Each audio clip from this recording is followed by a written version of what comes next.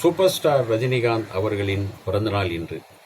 74வது பிறந்த நாளில் அடியெடுத்து வைக்கின்றார் சூப்பர் ஸ்டார். ஒரு பஸ் கண்டக்டர் சூப்பர் ஸ்டாரான கதை என்பது சாதாரண கதை அல்ல.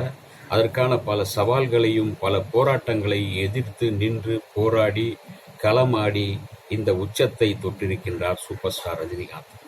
ரஜினிகாந்த் அவர்களின் இந்த பிறந்த நாளில் நம்முடைய வாழ்த்துக்களை தெரிவிப்பதோடு, இந்த பிறந்த நாளுக்காக ஒரு சிறப்பு சேர்க்கும் வகையில் அவர் நடித்த படங்களில் விசேஷமான ஒரு படம் தளபதி. இன்று வரையும் தளபதி என்கின்ற அந்த படத்தில் நடித்தாலும் அவர் தன்னை தளபதி என்று எங்கும் அழைத்து கொள்ளவில்லை. அவருடைய ரசிகர்கள் எல்லாம் அவரை தலைவர் என்றுதான் அழைப்பார்கள். தளபதி என்கின்ற இவருடைய பட்டத்தை இந்த பட்டத்தை வேறு யாரோ வைத்திருக்கிறார்கள், உங்களுக்கு தெரியும். ஆனாலும் ரஜினி அவர்களின் பிறந்த நாளை முன்னிட்டு தளபதி திரைப்படம் ரீரிலீஸ் ஆகிறது என்பது ரஜினி ரசிகர்களுக்கு மிக கொண்டாட்டமான திருநாள். திரும்பிய பக்கமெல்லாம் அவருடைய பிறந்த நாளை முன்னிட்டு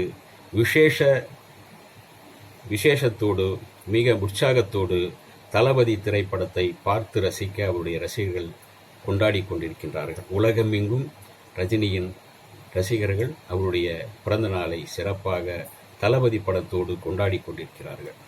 இந்த தருணத்தில் நாம் தளபதி படத்தை பற்றி சில விஷயங்கள் தெரிந்து கொள்வது மிக முக்கியம். மகாபாரத கதையை சமகாலத்திற்கு ஏற்ப மணிரத்னம் வடிவமைத்திருந்தார். கர்ணன் கதாபாத்திரத்தில் ரஜினிகாந்த் சூர்யா என்ற பாத்திரத்தில் நடித்தார். அதே போல அர்ஜுனன் கதாபாத்திரத்தில் அரவிந்த் சாமி நடித்திருந்தார். அதே போல துரியோதனன் கதாபாத்திரத்தில் மம்முட்டி தேவராஜ் என்கின்ற பாத்திரமாக தோன்றினார். இந்த 3 கதாபாத்திரங்களை வைத்து திரைக்கதையை மிக அழகாக கோர்த்து உருவாக்கியிருந்தார் மணிரத்னம். தளபதி படத்தில் இன்னொரு விசேஷம், ரஜினிகாந்துக்கு முதலில் அபூர்வ ராகங்கள் படத்தில் ஜோடியாக நடித்த ஸ்ரீவித்யா இதில் அம்மாவாக நடித்திருப்பார். கோயிலில் அவர்தான் அவருடைய தாய் என்று தெரிந்த பிறகு கோயிலில் அவர் செல்லும் போது அவருடைய கூந்தலிலிருந்து விழுகின்ற அந்த பூவை எடுத்து, மல்லிகை பூவை எடுத்து பத்திரமாக சாமி சிலைக்கு அந்த பக்கம், சாமிக்கு ஒரு அர்ச்சனைக்கு எப்படி ஒரு மரியாதை கொடுப்பார்களோ அந்த அளவுக்கு ஒரு மரியாதையோடு அந்த பூவை எடுத்து ஓரமாக வைப்பார். யாரும் கால் மிதிக்கக்கூடாது என்று மிக ஒரு தாய்மையை மதிக்கக்கூடிய அந்த கதாபாத்திரமாக ரஜினி வருவார். ரஜினிக்கு சின்ன வயதிலே அவருடைய தாயார் இறந்து விட்டதால் தாய் மீது பாசம் மிகவும் கொண்டவர். எனவே தாய் பாசத்தை வெளியிடும் வகையில் அந்தந்த தருணங்களில் ஸ்ரீவித்யாவை பார்க்கும் போதெல்லாம் ஒரு பாசத்தோடு ஒரு மகனாக இவர் பார்க்க, அவரும் ஒரு மகனை பார்ப்பது போல ஒரு தாய்மையோடு பார்ப்பதும், அந்த காட்சிகள் எல்லாமே தாய் மகன் பாசத்திற்கான ஒரு உதாரணங்களாக கண்ணில் ஒரு கண்ணீரை வரவழைக்கக்கூடிய, மனதை கனக்கக்கூடிய காட்சிகளாக வடிவமைத்திருப்பார் மணிரத்னம். இதில் இன்னொரு விசேஷம், அந்த தாயை பற்றி பாடுகின்ற அந்த பாடல், சின்னத்தாய் இவள் பெற்ற என்கின்ற அந்த வரி வருகிறது அல்லவா, சின்னத்தாய் என்கின்ற அந்த வரியை 2 விதத்தில் வாலி எழுதியிருப்பார். ஒன்று, இளையராஜா அவர்களின் தாயாரின் பெயர் சின்னத்தாய் அம்மா. அதே போல இந்த படத்திலும் இளையராஜா இசையமைத்த அந்த பாடலிலும் சின்னத்தாய் அவள் பெற்ற என்று வரும். ஆக இளையராஜாவுடைய தாயாரையும் பெருமைப்படுத்துவது போலவும், ஸ்ரீவித்யாவை அந்த கதாபாத்திரத்தை பெருமைப்படுத்துவது போலவும் அந்த பாடலை சிறப்பாக வாலி எழுதி இருந்தார்.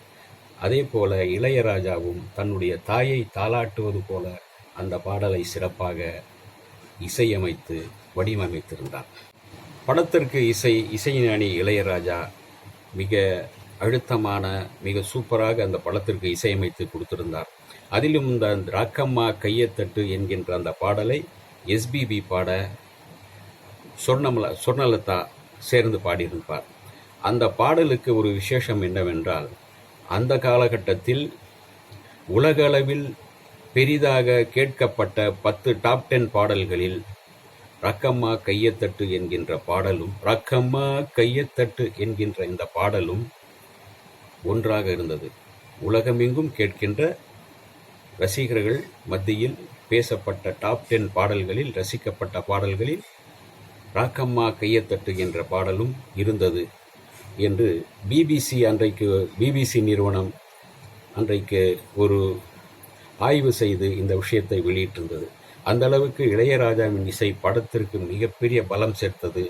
அதே வாலி அந்த பாடல்களை எல்லாமே மிக சிறப்பாக எழுதியிருந்தார். சந்தோஷ் சிவன் தான் இதற்கு ஒளிப்பதிவு செய்திருந்தார். மிகச் சிறப்பான ஒரு ஒளிப்பதிவு. ஏறக்குறைய சந்தோஷ் சிவனின் ஒளிப்பதிவு அதை அந்த படத்திற்கான பார்க்கும்போது PC ஸ்ரீராமோ என்று நினைக்கும் அளவுக்கு அந்த அளவுக்கு சிறப்பாக சந்தோஷ் சிவன் இசையமைத்திருந்தார். சந்தோஷ் சிவன் ஒளிப்பதிவு செய்திருந்தார். அந்த கதாபாத்திரங்கள் எல்லாமே பார்த்தீர்கள். ஒவ்வொரு கதாபாத்திரமும் பானுப்பிரியா, சோபனா, அப்புறம் நாகேஷ், ஒவ்வொரு கதாபாத்திரமும் அதற்காகவே செதுக்கப்பட்டது போல ஸ்ரீவித்யா கண்களாலே நடித்து, ஜெய்சங்கர் இவர்கள் எல்லாமே அந்த கதாபாத்திரங்களாகவே வந்து மனதை தொட்டார்கள். இந்த படத்திற்கான பூஜை போட்ட போது ரஜினி, இளையராஜா, மம்முட்டி 3 பேருக்கும் வீரவாள் வழங்கப்பட்டது.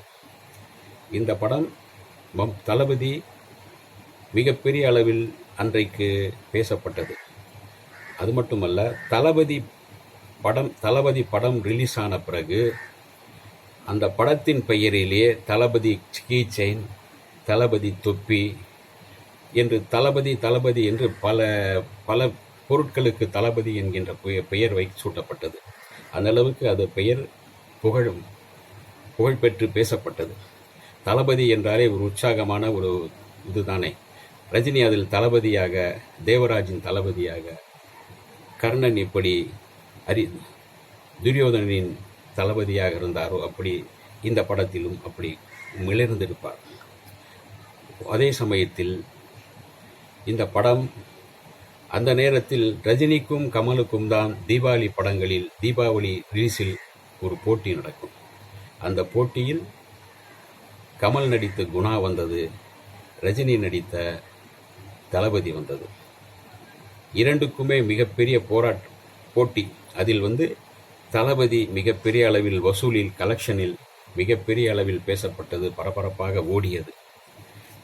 அதே சமயத்தில் இன்றைய காலகட்டத்தில் பார்த்தீர்களா, 33 ஆண்டுகளுக்கு பிறகு தளபதி திரைப்படம் இப்போது ரஜினியின் பிறந்த நாளை ஒட்டி வெளியாகிறது. அதே போல 33 ஆண்டுகளுக்கு பிறகு கமலஹாசனின் குணாவும் ஒரு பக்கம் வெளியாக இருக்கின்றது.